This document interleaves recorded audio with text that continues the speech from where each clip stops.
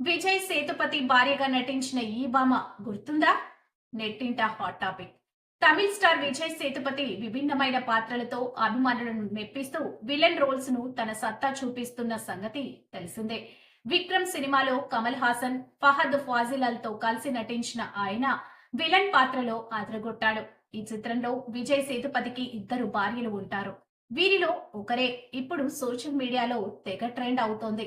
గుండె ఎడమ వైపే ఉంటుంది, అందుకే నిన్ను ఎడమ వైపు కూర్చోబెట్టుకున్నా అనే డైలాగ్ తో ప్రేక్షకులను ఆకట్టుకున్న మహేశ్వరి చాణక్యన్ ఇప్పుడు నెట్టింట హాట్ టాపిక్ అవుతుంది. వీజీగా కెరీర్ ప్రారంభించిన మహేశ్వరి తమిళ చిత్రాలలో మంచి గుర్తింపు తెచ్చుకుంది.